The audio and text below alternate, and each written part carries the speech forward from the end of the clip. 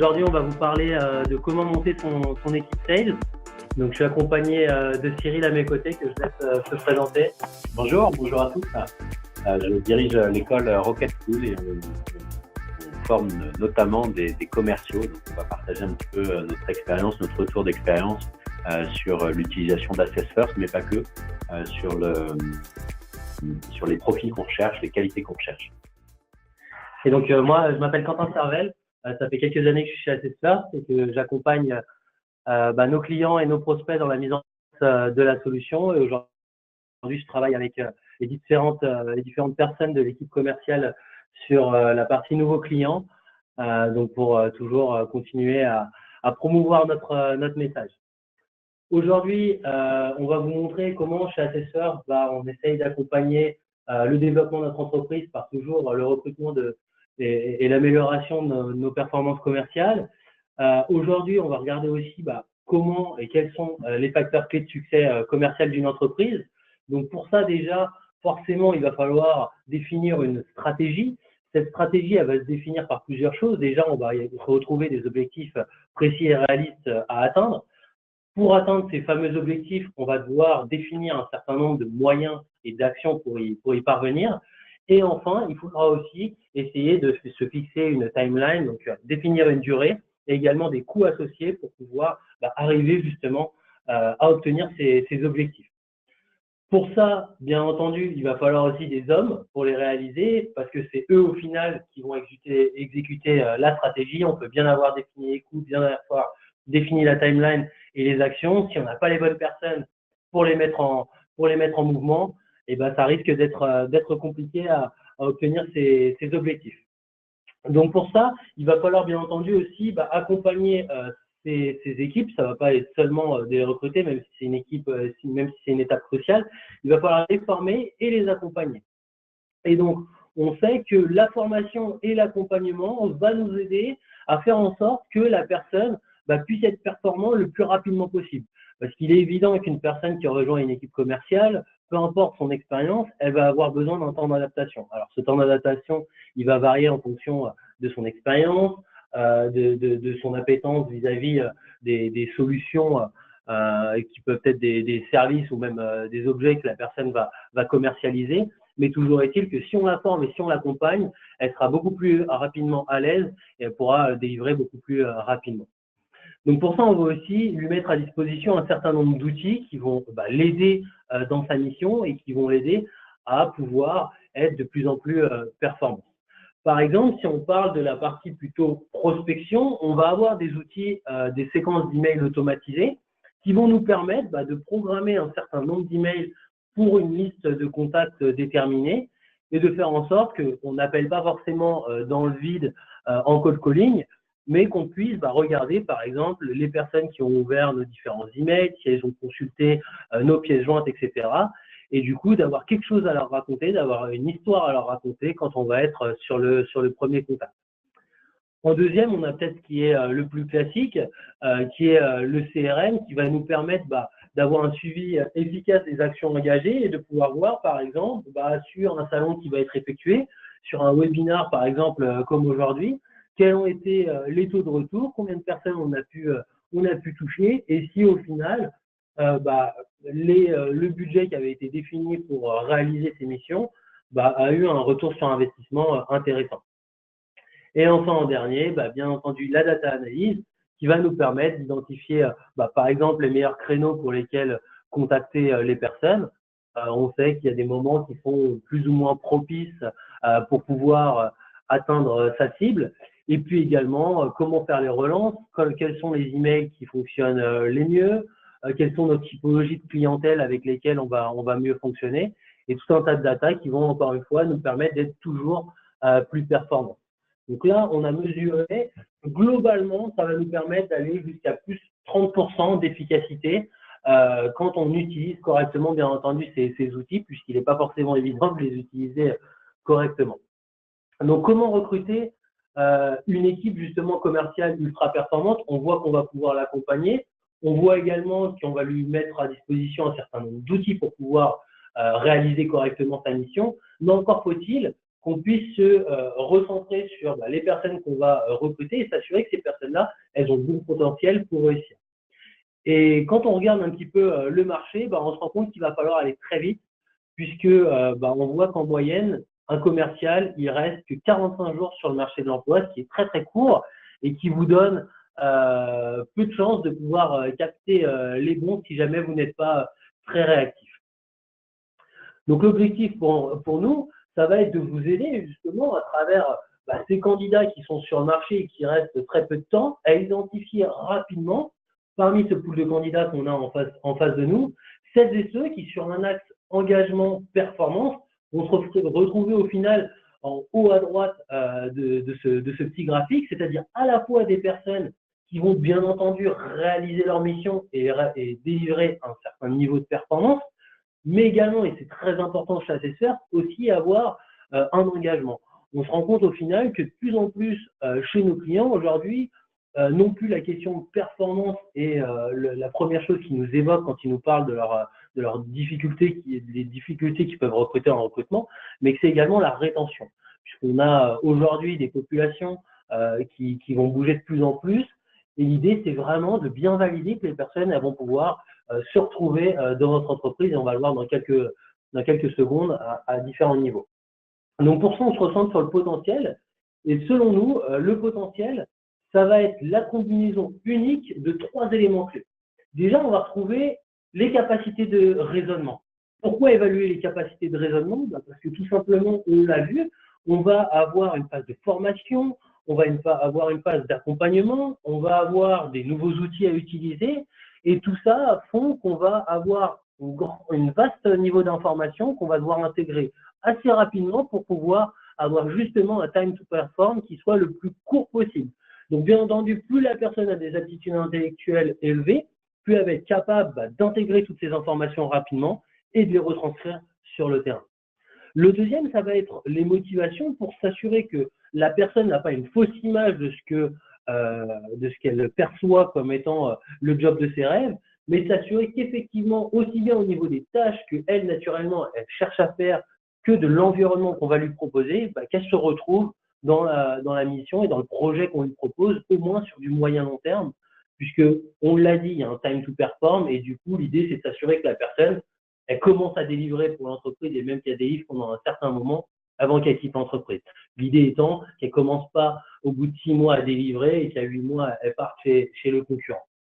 Et enfin, la personnalité, c'est aujourd'hui ce qui reste aujourd'hui le plus classique, de s'assurer que les comportements naturels d'une personne sont alignés par rapport à ce qu'on lui demande naturellement pour réaliser correctement sa mission. Donc pour ça, on a développé 3 petits questionnaires, donc le brain sur les attitudes, le drive sur les motivations et enfin le shape sur la personnalité. Et l'idée pour nous, c'est bien entendu de pouvoir combiner toute cette information pour vous aider rapidement à évaluer le talent naturel des personnes. Donc on a 3 petits questionnaires qui vont vous permettre justement d'évaluer globalement les talents naturels des personnes. Et de l'autre côté, on va pouvoir définir un modèle prédictif qui va être un certain nombre d'attentes qu'on va définir et qui vont nous permettre, au regard des talents naturels, de pouvoir apprécier l'éloignement entre ce qu'on va demander à la personne dans le cadre de ses fonctions et ce qu'on a évalué comme talent naturel chez elle. On va valider à plusieurs niveaux justement que ces résultats et que ces talents naturels collent à notre modèle prédictif. Déjà, on va s'assurer au niveau du job, des missions qu'on va lui demander. C'est-à-dire si la personne, on la demande de se dépasser au quotidien, que cette personne, effectivement, naturellement, c'est bien quelque chose qu'elle recherche et que c'est pas juste, elle vous dit oui, je vais être prêt à me dépasser pour vous faire plaisir, puisqu'elle risque du coup d'être un petit peu à la ramasse après et de se sentir frustrée si elle ne recherche pas naturellement ce type de besoin. Dans un deuxième niveau, ça va être au niveau de l'équipe. Typiquement, une personne qui aimerait travailler dans une ambiance studieuse, et qui évoluerait dans une ambiance très très fun, où là, il y a tout le monde qui souhaite échanger les uns avec les autres, qui fasse un petit peu plus de bruit, qui chahute, qui rigole, et où cette personne, au final, se sentira un petit peu démotivée ou qui aura l'impression de ne pas pouvoir délivrer le meilleur d'elle-même parce que justement l'environnement ne lui propose pas. Et enfin, le dernier niveau qu'on entend de plus en plus, qui est lié à la culture d'entreprise, où là, l'idée, ça va être de valider que globalement, ce que met en avant l'entreprise et les valeurs qu'elle met en avant correspondent avec celles du futur employé, celles du candidat. Donc, comment on peut justement arriver à définir et à valider qu'il y a cette correspondance entre le talent naturel et les talents naturels de vos candidats et ce que vous recherchez?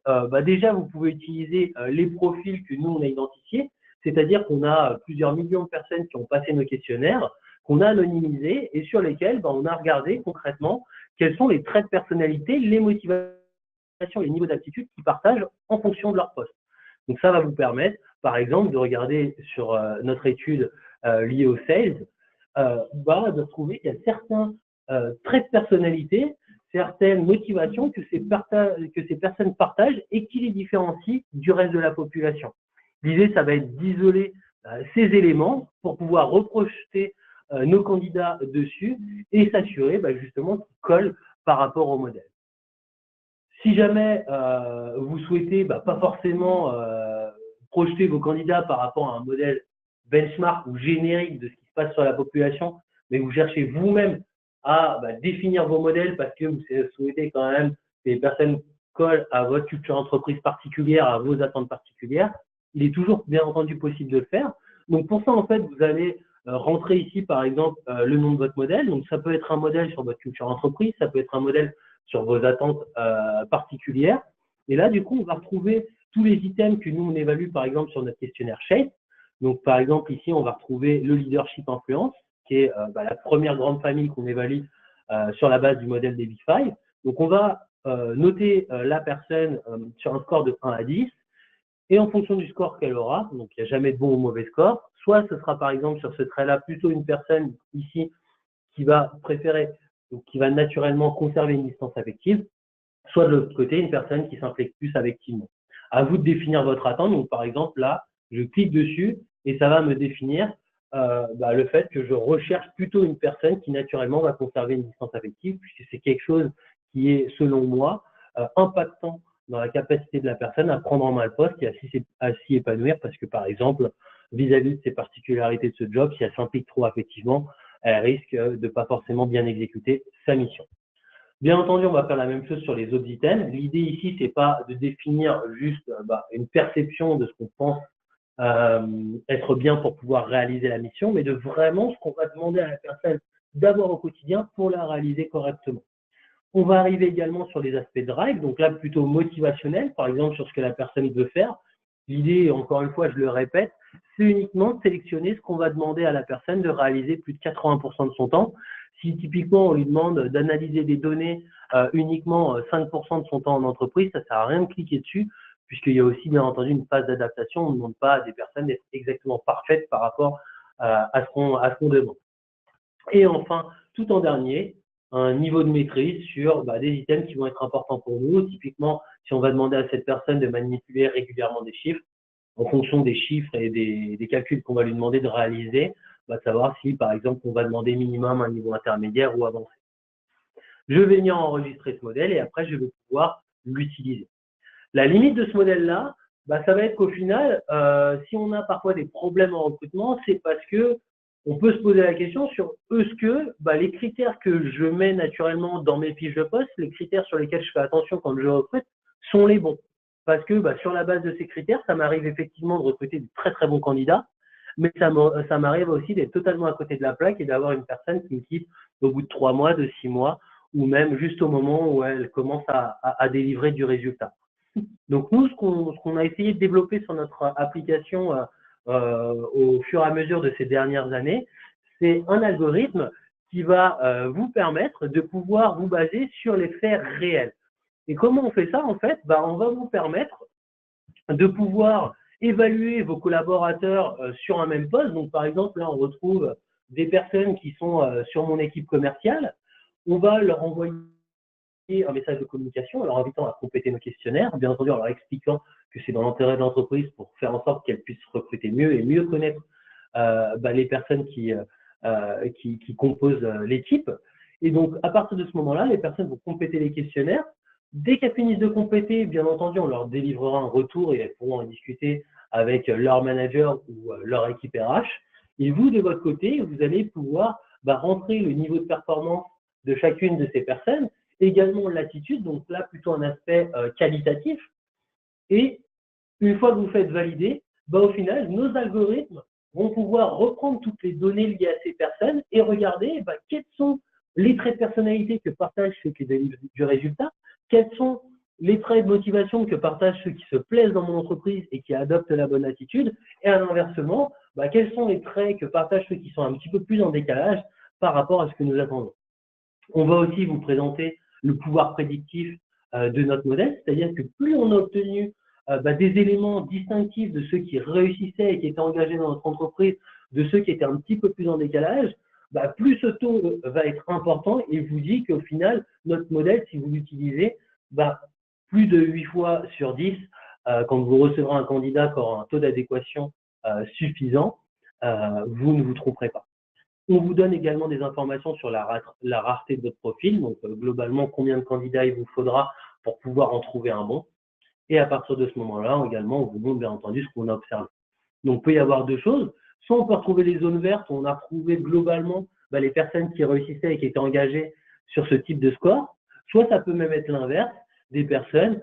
On s'est rendu compte que les personnes qui étaient peut-être un petit peu moins performantes systématiquement avaient un score fort sur bas au-delà des tâches prescrites. Donc, on l'a isolé en rouge.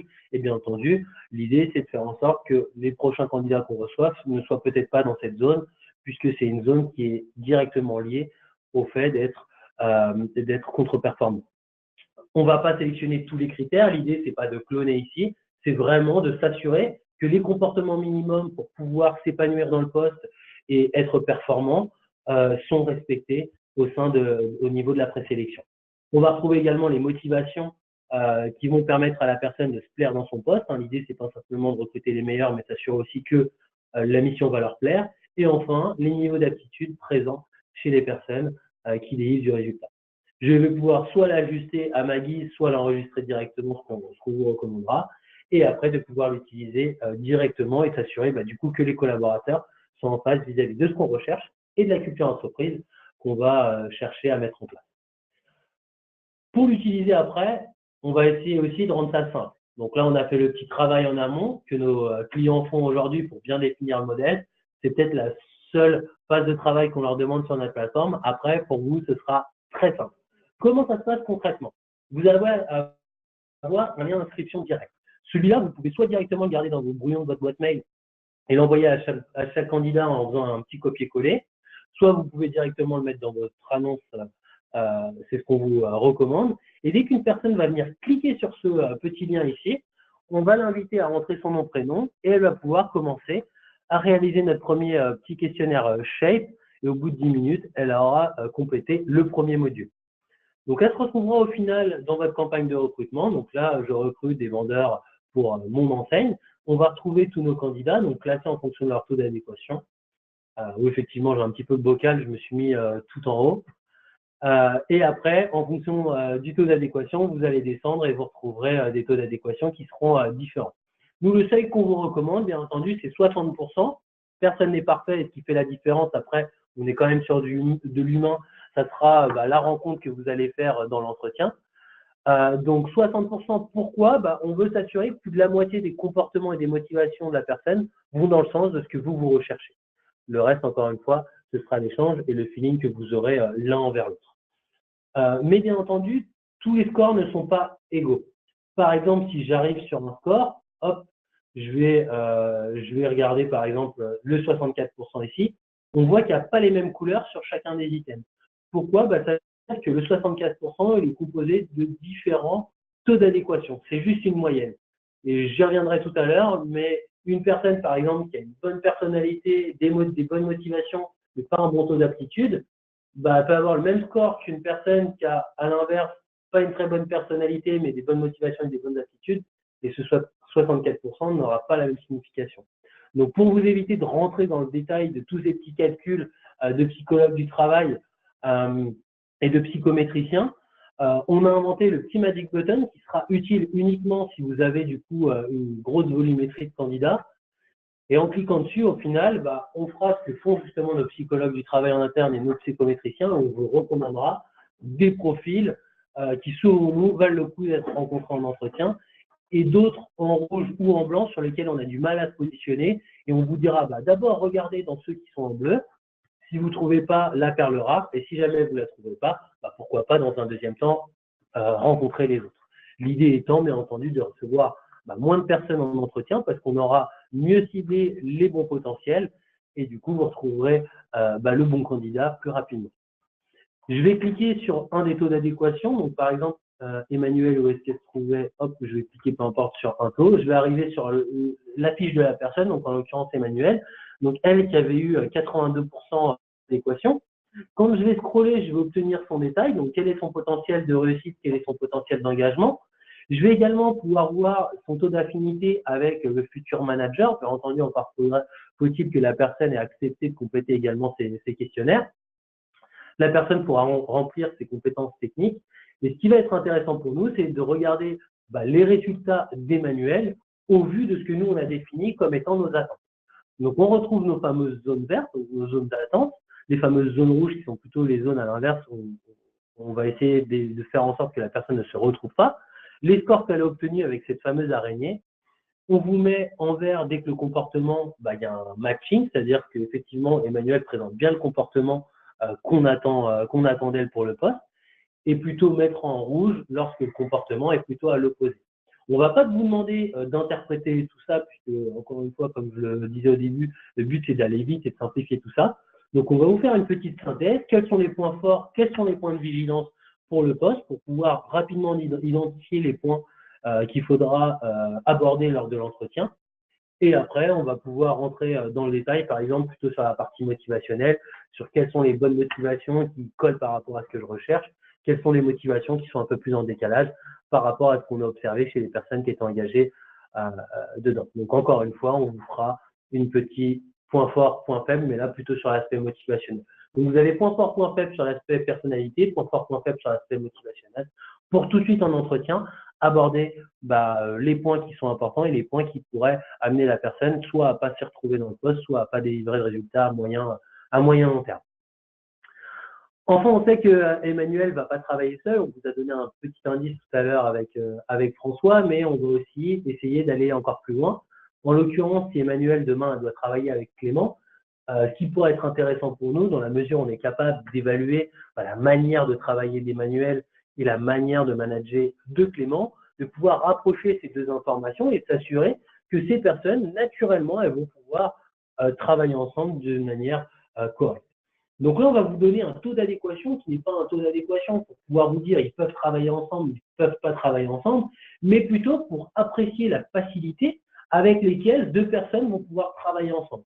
Et là, c'est votre rôle en tant que RH, en tant que manager, de pouvoir vous dire c'est très bien d'avoir recruté un bon profil, mais j'ai aussi un rôle à jouer dans l'intégration de cette personne pour s'assurer que le travail que j'ai délivré, le bon profil que j'ai trouvé, ne reviennent pas dans 3 mois et me disent bon, au final, ça n'a pas du tout collé avec le manager.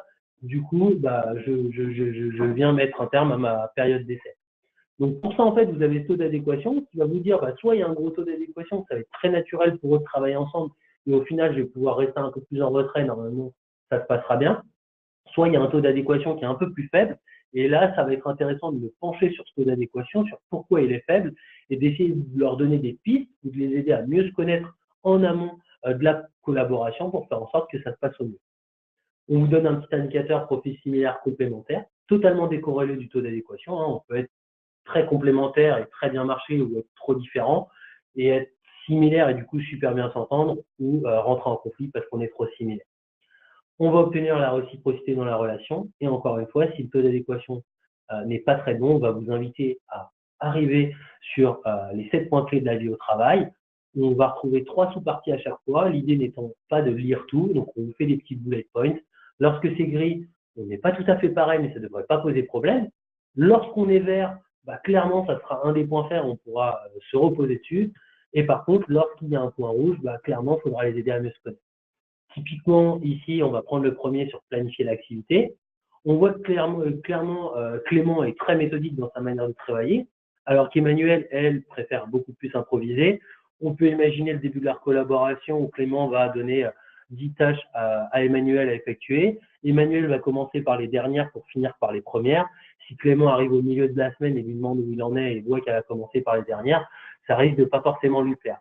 Donc l'idée, c'est d'expliquer à Emmanuel qu'elle va être attendue justement sur sa méthodologie et qu'elle va devoir être au final très rigoureuse, et d'expliquer à Clément que c'est pas dans le naturel d'Emmanuel d'être très méthodique et que lui, par contre, il aura un rôle à jouer pour lui apporter sa méthode et faire en sorte qu'elle puisse se concentrer et avoir une meilleure méthodologie.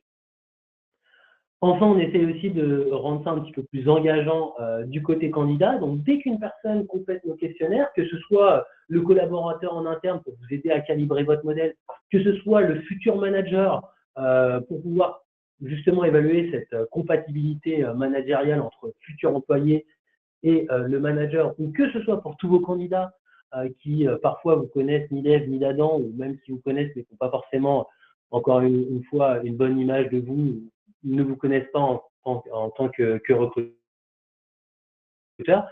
que dès qu'ils passent les questionnaires, ne disent pas bon, au final, c'est encore un questionnaire pour faire un filtre et pour que je les rencontre pas, mais qu'ils puissent vraiment se rendre compte que votre objectif, c'est de les aider à mieux se connaître pour qu'eux-mêmes puissent mieux définir leur projet et s'assurer qu'ils vont pouvoir se retrouver dans votre entreprise par bien entendu le fait de délivrer de la performance, mais également d'être engagé dans le contexte et la culture d'entreprise que vous allez leur proposer. Donc, dès qu'ils finissent leur questionnaire, on va donner des informations sur leur comportement privilégié, qui seront un petit lexique pour analyser. Donc, plus c'est gros, plus c'est vert, plus ça va être leur naturel, plus ça tend vers le rouge, moins ça sera dans leur naturel. Leur style personnel, des points forts dans les 3 grands domaines, relations avec les autres, manière de travailler, gestion des émotions. Des petits talent tags pour les aider à se présenter très rapidement, mais avec des choses un petit peu différenciantes, qui peuvent également réutiliser sur leur LinkedIn, par exemple. 3 petits axes de développement pour pas non plus que ce soit que positif.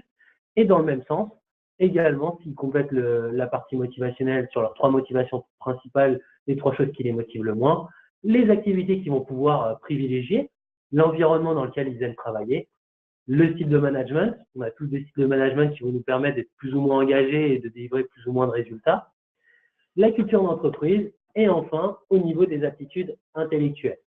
S'ils souhaitent même aller encore un petit peu plus loin, ils ont aussi accès au petit module d'orientation qu'on voit ici en haut à droite, où ils vont pouvoir se projeter par rapport à différentes familles de métiers. Donc là, je vais pouvoir retrouver à gauche ma jauge de succès.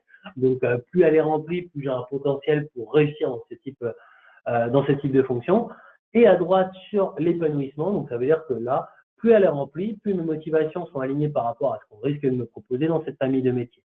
Si je clique dessus, je vais bien entendu pouvoir voir le détail sur ces types de fonctions. Donc, typiquement, on voit par exemple qu'Emmanuel, sur le poste de directrice de clientèle, serait beaucoup plus engagée que par exemple sur un poste d'assistant commercial. Hop. Donc, notre objectif, c'est vraiment de vous aider à réussir, donc à trouver des personnes qui puissent délivrer du résultat chez vous, mais on sait que ce résultat, il passe aussi par un engagement de vos collaborateurs, puisque certes, un collaborateur qui réussit risque de rester plus longtemps, mais il risque aussi d'être beaucoup plus convoité. Et la rétention des collaborateurs, ça passe aussi par le fait de s'assurer qu'ils vont se retrouver dans l'environnement que vous allez leur proposer, dans la culture entreprise que vous allez pouvoir leur proposer, dans les missions que vous allez pouvoir leur proposer, certes à l'intégration, mais aussi plus tard quand ils délivreront du résultat et que peut-être leurs attentes changeront. Et donc pour ça, pour nous, ça va être de vous aider à réussir aussi sur du moyen long terme. Qu'est-ce qu'on peut vous apporter? Déjà, une hausse de la performance qui peut être de l'ordre aujourd'hui chez nos clients de 15%. L'idée étant que si on recrute des personnes qui ont des comportements plus alignés par rapport à ce qui est nécessaire pour pouvoir réussir dans la fonction, si elles sont plus engagées, elles feront plus naturellement la différence et donc elles délivreront bien entendu plus de résultats. Les coûts de recrutement et le temps de recrutement qui sont bien entendu liés. On voit avec nos campagnes de recrutement, le travail que vous allez faire en amont, ce sera de définir un modèle. Alors, c'est peut-être la seule phase où ça va vous demander du temps, mais ce modèle, vous pourrez le réutiliser tout au long de l'année dès que vous recruterez sur ce même poste. Et votre phase de présélection va gagner en temps, donc forcément, vous allez réduire vos coûts, puisqu'on se rend compte que nos clients, généralement, ont 2 fois moins de candidats à rencontrer avant de rencontrer le bon, en utilisant un modèle fiable lors de nos campagnes de recrutement. Et enfin, une baisse du taux de turnover. Alors, bien entendu, on n'a pas de baguette magique, tout dépend d'où vous partez. Mais si on s'assure que la personne, le contexte qu'on va lui proposer, lui correspond, on a de fortes chances que cette personne s'y retrouve et du coup reste beaucoup plus longtemps chez vous. Donc, pour refaire un petit point sur Assessors, qu'aujourd'hui, Assessors, c'est plus de 3500 clients. Pour des petites ou pour des grandes entreprises, ne pensez pas que c'est uniquement réservé aux grands groupes. Répartis dans plus de 30 pays, on a un peu plus de 5 millions de personnes qui ont complété nos questionnaires. Voici des enseignes qui nous utilisent aujourd'hui, donc sur des phases d'accompagnement sur la mobilité, sur des phases de développement des collaborateurs et bien entendu pour 90% de nos clients sur du recrutement. Donc sur du recrutement, tout type de profil, aussi bien du cadre dirigeant que des profils peut-être un peu moins capés, même sur des jeunes étudiants. Donc n'hésitez pas à rentrer en contact avec nous pour avoir plus d'informations à ce niveau-là, et également des cabinets de consulting et des écoles. Donc les écoles, là, on est vraiment sur de l'accompagnement des étudiants plus que de la sélection à proprement parler. Donc si vous souhaitez découvrir nos questionnaires, je vous invite à aller sur notre plateforme. Vous pouvez gratuitement les tester, regarder quel type d'informations en sort, et bien entendu, le plus important, mieux vous connaître. Vous vous connaissez déjà, j'imagine, très bien, mais c'est toujours très sympa de passer nos questionnaires et de pouvoir les partager à ses proches pour valider le fait qu'on arrive bien à faire le tour de votre personnalité et de vos motivations. Sur ce, je vais laisser la place à Cyril pour vous présenter sa partie. Merci beaucoup. Ouais. Le faire pour soi-même, c'est complètement en phase avec ce qu'on a fait au début, avant de se poser la question d'utiliser Assessors. On l'a testé sur nous-mêmes, tous les associés, tous les salariés de l'entreprise, et on s'est aperçu qu'effectivement, c'était très cohérent. Et c'est pour ça qu'on l'utilise de façon massive dans notre recrutement sur la Rocket School. Je vais vous en parler un petit peu. Très rapidement, attendez, je me mets, c'est bon.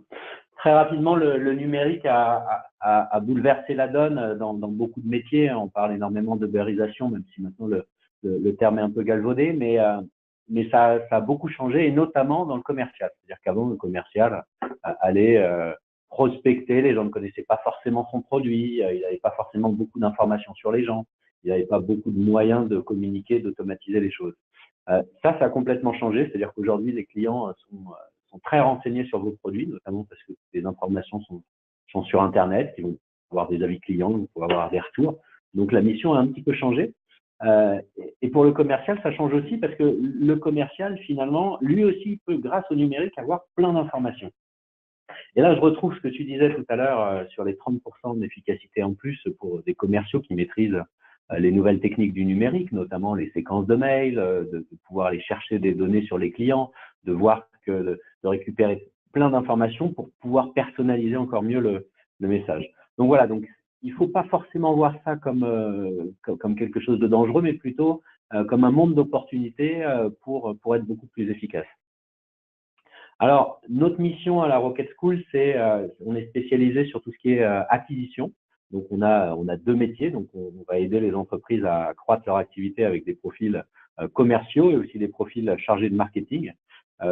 Avec des termes un petit peu plus précis, on va former soit des SDR, soit des inside sales, donc des commerciaux spécialisés dans la prospection, en tout cas au début, et des growth hackers, donc des chargés de marketing qui sont vraiment dans l'acquisition. Donc, d'un côté, des commerciaux qui vont faire 70% de sortants et 30% d'entrants, et de l'autre côté, des chargés de marketing qui vont faire 70% d'entrants, donc ils vont faire venir des gens à eux, et 30% de sortants. Aujourd'hui, on va vous parler principalement de notre expérience sur les commerciaux.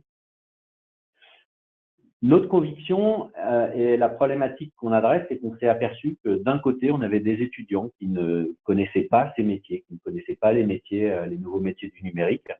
Et de l'autre côté, on a des entreprises qui ont énormément de mal à recruter des profils opérationnels sur des nouveaux métiers.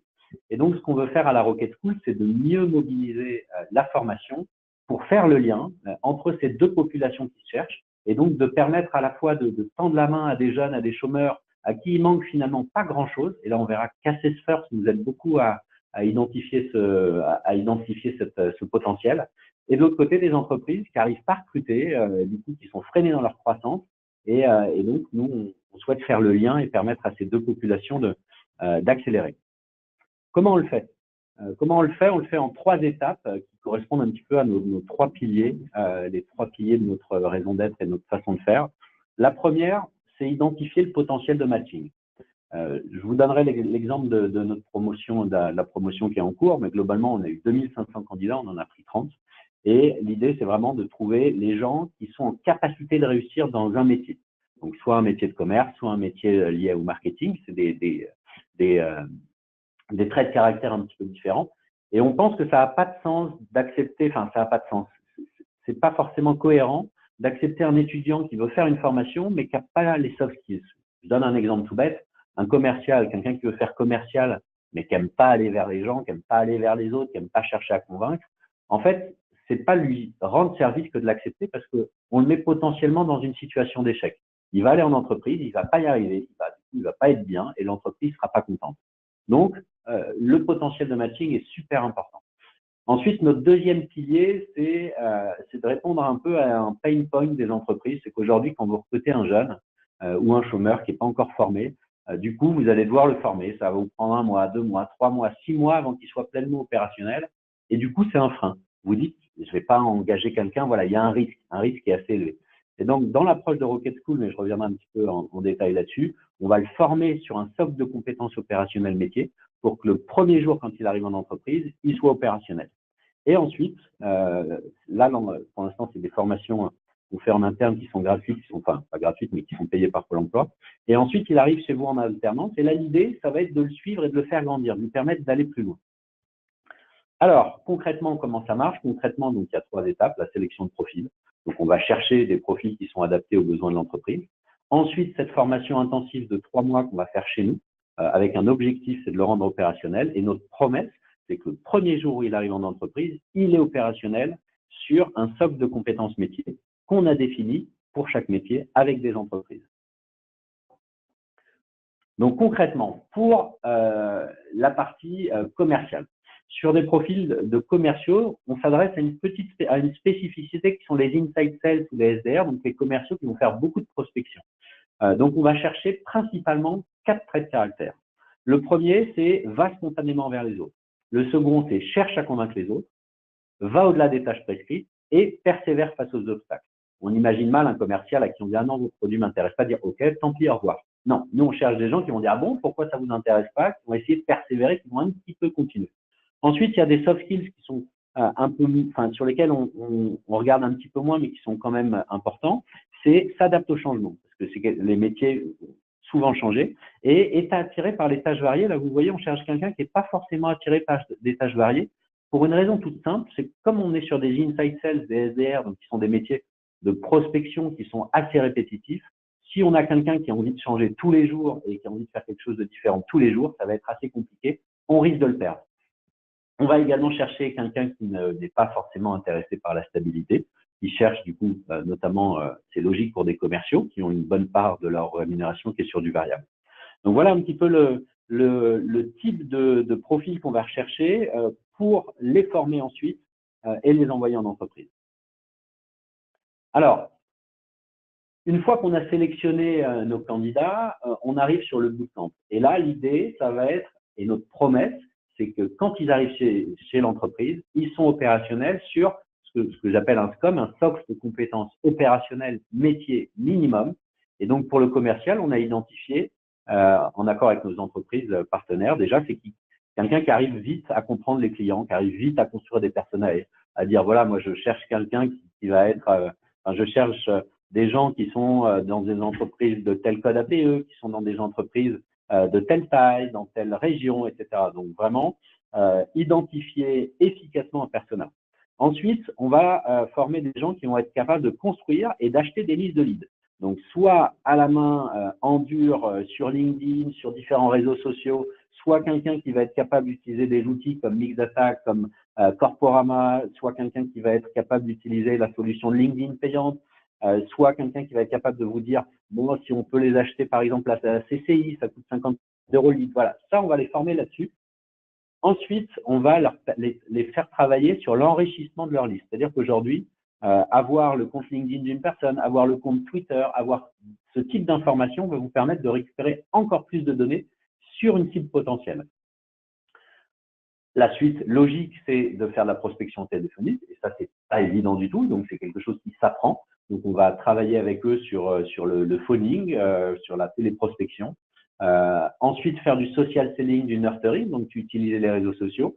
Et notre dernière promesse, on les fait travailler sur des outils, notamment sur Datananas, qui est un outil de séquençage d'emails. Il y a d'autres solutions, mais celle-ci est très bien. Et donc, ils vont être capables de faire des mails assez percutants, 1, 2, 3, 4 mails automatiques. Et l'idée de ce type de séquence, c'est dès que la personne répond, on passe à de l'humain, on arrête la séquence et c'est le commercial qui va reprendre un petit peu l'approche terrain. Donc voilà un petit peu, je vais vous faire un petit retour d'expérience de notre utilisation d'Assess First sur notre promotion Apollo. Sur cette promotion, on a eu 2363 candidats donc, qui sont allés sur notre site et ont dit « Je suis intéressé pour faire la formation Rocket School de Digital Business Developer ».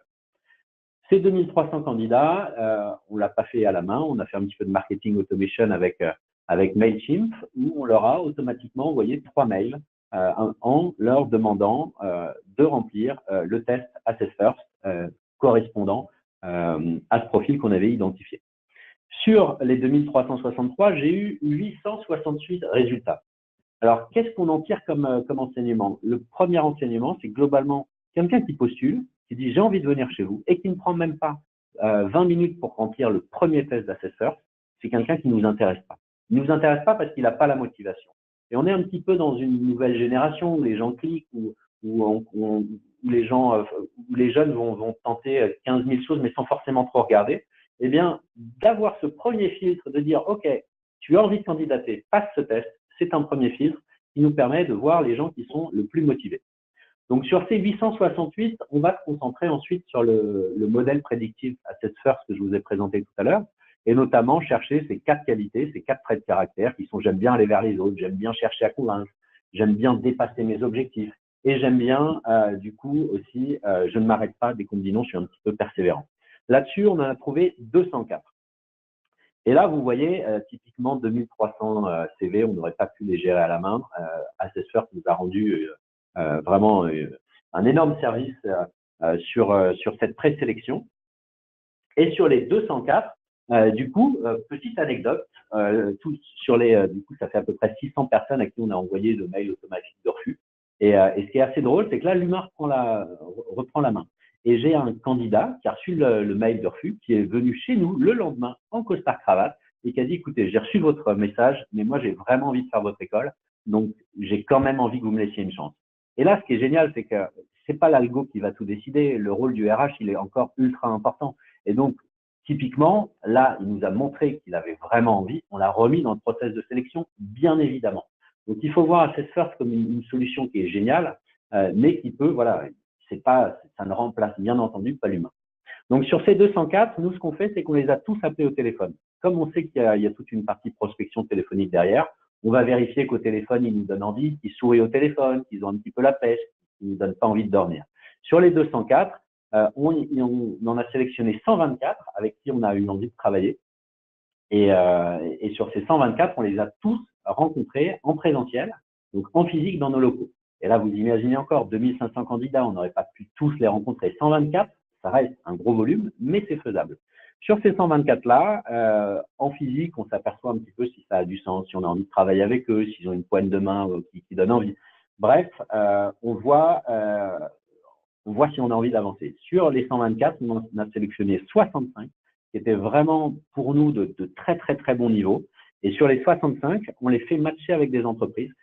C'est là que c'est pas forcément évident et qu'on est obligé d'avoir des candidats qui sont vraiment bons dans le process Rocket School, c'est que les entreprises les matchent avant qu'ils fassent le bootcamp. Parce que le bootcamp de 3 mois est financé par Pôle emploi et nécessite une promesse d'embauche pour avoir ce financement. Donc, du coup, il faut vraiment qu'on ait des candidats qui sont des talents bruts et qui donnent aux entreprises de dire « Oui, toi, je sens que tu as un vrai potentiel, vas-y, lance-toi pendant 3 mois et derrière, tu arrives chez nous en alternance, on aura 1 mois de période d'essai pour vérifier que ça calme. » Sur les 65, ils étaient tous vraiment bons. Rocket School, c'est une école qui est relativement jeune.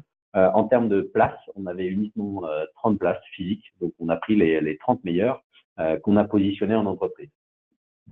Donc voilà, ce retour sur l'utilisation d'Assess First. Donc là, c'est sur une partie assez, sur une grande volumétrie, mais sur des profils aussi sur des petits volumes. On l'utilise. Typiquement, tous nos collaborateurs passent par Assess First. Et ce qui est bien, c'est qu'on va les faire matcher par rapport aussi aux autres personnes qu'il y a dans l'équipe, voir si tout le monde va bien s'entendre. Ça nous permet vraiment de gagner un temps fou et on est extrêmement content de la solution. Donc voilà, pour ce petit retour d'expérience. Si jamais ça vous intéresse d'en savoir plus sur la Rocket School, on a une rentrée là en mars, le 8 mars, journée là pour une section féminine et le 11 mars pour tout le monde. N'hésitez pas à aller sur le site, vous pouvez faire une demande d'information pour les entreprises et derrière, Emmanuelle, ma collaboratrice, vous appellera pour vous donner toutes les informations sur le mode de fonctionnement. En tout cas, on est ravis de cette solution, on la recommande à tout le monde. Et si vous avez des questions un petit peu plus spécifiques, je ne sais pas comment tu veux qu'on fasse la suite, mais n'hésitez pas à les poser. Oui, si vous avez des questions, n'hésitez pas à nous les envoyer, on sera ravis tous les deux d'y répondre. Là, je les ai ouverts, bon, il y avait eu essentiellement sur le petit problème sur les slides. Hop. Alors, François, vous avez un ordre d'idée du pourcentage de candidats ne répondant pas forcément de façon juste aux questions. Qu'est-ce que vous entendez par juste? Si par juste, je vais essayer, si jamais vous avez le temps, exemple, il me paraît mieux de répondre A que B, mais au fond de moi, je suis plus proche de la réponse B. Alors là, c'est un des biais, le biais de désirabilité sociale, qui peut arriver sur ce type de questionnaire. C'est-à-dire, par exemple, je postule à un poste de comptable, on me pose une question, on me demande est-ce que vous préférez vérifier chaque détail de votre travail ou rencontrer une nouvelle personne. Bon, je me dis au fond de moi que je préfère rencontrer une nouvelle personne et que ça fait mieux pour un poste de comptable de sélectionner justement la réponse sur l'attention aux détails. En fait, ce qui va se passer, c'est que déjà, nous, on va vous comparer le temps de réponse de cette personne-là vis-à-vis du temps de réponse qu'elle a mis sur toutes les autres questions. Et en plus de ça, on va aussi la comparer vis-à-vis de toutes les personnes qui ont répondu à cette question-là. Et ce qu'on va se rendre compte, c'est que si cette personne-là, elle a passé beaucoup plus de temps en moyenne parce que justement, elle a réfléchi à ça, de savoir si c'était plus adapté, etc., on va vous mettre un petit facteur d'alerte dans ces résultats, pour non pas forcément vous dire elle a menti, mais pour vous dire attention, elle a passé plus de temps à réfléchir. Donc soit ça veut dire qu'elle avait elle-même du mal à se positionner vis-à-vis de ces deux items, parce que peut-être qu'elle aimait les deux, peut-être qu'elle en aimait aucun. Mais dans tous les cas, si c'est important pour vous de valider son sens du détail, de ne pas hésiter à reposer une question durant l'entretien, puisque comme le précisait Cyril, on est sur un outil d'aide, on n'est pas sur quelque chose qui est cloisonné. La personne a du sens au détail, donc forcément, c'est qu'elle a du sens au détail. Pour Stéphane qui est intéressé par Rocket School, il n'y a pas de souci. Stéphane, on transmettra vos coordonnées pour que vous puissiez être recontacté.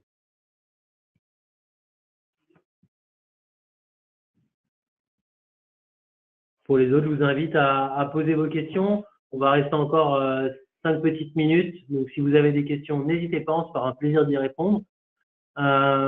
Pour tous, on pourra vous envoyer, encore une fois, je le répète, les slides pour ceux qui souhaitent passer les questionnaires directement sur assessfirst.com.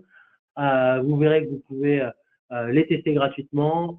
Pour les recruteurs, vous pouvez également tester la plateforme sous format recruteur gratuitement pendant 14 jours. Donc, vraiment, n'hésitez pas. Il y a aussi une solution, un outil qui est pas mal dans Assess First, mais je crois que tu l'as un petit peu présenté tout à l'heure, mais c'est si vous voyez dans vos équipes des gens qui sont bons sur un poste, vous leur demandez de remplir le questionnaire et ça va automatiquement, du coup, vous créer un modèle prédictif en fonction de ça. Et c'est pas mal parce que si vous avez 10 personnes qui sont des super commerciaux dans vos équipes, vous allez pouvoir recruter des gens qui sont un petit peu dans la même approche, dans la même logique, qui ont un peu les mêmes traits de caractère. Alors, on a une grande question. Merci Younes. Sachant qu'en général, un commercial prospecte, traite et fidélise en même temps ses clients et sachant que chacune de ces activités suppose des traits de personnalité différents. Comment alors pourront-on identifier le bon profil qui conciliera l'ensemble de ces tâches de façon optimale? Alors, de façon optimale, comme l'a évoqué Cyril, et c'est ce qui fonctionne le mieux, c'est d'identifier justement aujourd'hui des personnes qui réalisent très bien ces activités qui sont différentes et qui effectivement sur le papier peuvent laisser penser qu'il faut des traits de personnalité très différents. Donc d'évaluer ces personnes qui les font bien, de regarder justement si ces personnes-là elles font bien ces différentes tâches, qu'est-ce qu'elles ont qui les caractérise et qui les différencie peut-être des profils qui ont moins cette adaptation et qui peuvent faire un type de tâche et pas l'autre type de tâche pour les isoler et pouvoir mieux les cibler lors de notre prescreening. Deuxième question, c'est la prospection et la fidélisation étant des tâches stressantes et chronophages, n'est-il pas plus intéressant pour les entreprises de les externaliser? Alors, c'est toujours de toute façon, c'est toujours la même question lorsqu'on externalise. C'est est-ce que vous préférez avoir les compétences en interne ou est-ce que vous préférez payer plus cher pour les avoir en externe? Alors, tout dépend d'où vous en êtes dans la partie de votre développement de votre entreprise. Parfois, c'est difficile puisque, comme on l'a dit, il y a des coûts sur le recrutement. Il faut prendre du temps pour former les personnes, pour les développer, mettre des outils à leur disposition et attendre justement, être assez patient pour leur laisser le temps de pouvoir délivrer du résultat. Donc effectivement, si vous avez besoin de résultats tout de suite et que vous n'avez pas forcément les moyens de recruter et de former les personnes, ça peut être une bonne chose d'externaliser. Après, sur du moyen long terme, bien entendu, ce sera beaucoup plus rentable pour vous d'avoir des personnes compétentes que vous avez fait monter en compétences dans votre entreprise. Je rebondis sur votre question et effectivement, le commercial, soit il va devoir savoir tout faire, soit on voit de plus en plus dans les équipes qui commencent un petit peu à grossir un petit peu une répartition des tâches avec les SDR qui vont être préqualifiés, préparer le terrain et passer la balle ensuite aux account exécutifs qui vont aller scorer. Et du coup, ça va nous permettre d'être un petit peu plus spécifique ou de rechercher des traits de caractère un petit peu plus spécifiques. François, vous avez posé une question sur comment gérer les éventuels écarts de salaire. Est-ce que vous pouvez m'apporter peut-être un peu plus de détails sur cette question-là? Alors, pour Eduardo, comment faire la différence par secteur d'activité? C'est pas la même chose un commercial de portable qu'un commercial de produits alimentaires, par exemple. Quels traits seraient plus sensibles à ce genre de choses? Mais encore une fois, soit c'est le RH qui connaît très très bien ses métiers, qui est proche de ses commerciaux et qui a cette sensibilité pour identifier les traits qui font la différence et qui le différencient vos commerciaux ou ses commerciaux des commerciaux d'autres secteurs d'activité. Soit encore une fois, il y a ce module d'intelligence artificielle qui va nous permettre, en évaluant des commerciaux qui commercialisent des flottes de téléphones portables, par exemple, ou des commerciaux qui commercialisent des produits alimentaires, de se rendre compte qu'effectivement, par l'utilisation de notre modèle Talent Review, de se rendre compte qu'il y a vraiment des différences qui les caractérisent parce que ce n'est pas les mêmes spécificités de produits, parce que les clients qu'on va prospecter ne sont pas les mêmes, parce qu'on ne va pas s'adresser aussi à la même cible, donc on ne va pas lui parler de la même manière. Donc il faudra des personnes peut-être qui aient plus une approche directe, ou des personnes qui préfèrent laisser les gens venir à eux. Donc encore une fois, toutes ces différences, il y a deux choix. Soit on aborde cette différence en se disant, moi RH, j'ai suffisamment de connaissances métiers pour pouvoir définir les bons critères parce que je sais qu'ils sont clés de succès. Soit je vais plutôt regarder sur le terrain concrètement ce qui se passe. Et dans ce cas-là, on a la fonctionnalité Talent Review qui vous permettra de regarder concrètement ce qui se passe sur le terrain et ce qui différencie les commerciaux d'un secteur d'activité des commerciaux d'un autre secteur d'activité. Alors, pour Pauline, hello, comment fait-on pour recruter des alternants à la Rocket School? Écoutez, Pauline, c'est pas très compliqué. Vous pouvez faire une demande sur le site dans la partie entreprise et derrière, on vous recontacte. Et en quelques jours, on commence en fonction de vos attentes, on va commencer à vous envoyer des profils un petit peu spécifiques. Vous les recrutez sur un feeling. Et derrière, ils partent 3 mois en alternance, enfin en bootcamp chez nous, et puis ils commencent en alternance. Donc, ils commencent vraiment chez vous 3 mois après. Et donc, vous avez 1 mois pour les tester en alternance avec cette promesse qu'ils sont opérationnels le premier jour. Alors François, si vous êtes encore là, n'hésitez toujours pas à préciser votre question sur comment gérer les éventuels écarts de salaire, puisque là, c'est vrai que j'aurais du mal à y répondre comme ça. Peut-être sur les différents. C'est Stéphane qui demande à recruter. Je vois que Stéphane a déjà fait une demande sur notre site. Parfait, Stéphane, on va vous rappeler. Stéphane, j'imagine, a un profil commercial réactif. C'est ça. Bon, bah écoutez, merci à tous. Dans tous les cas, on reste disponible. Si vous avez des questions pour AssessFirst, n'hésitez pas à les envoyer. Donc hello@assessfirst.com. On fera un plaisir de revenir vers vous.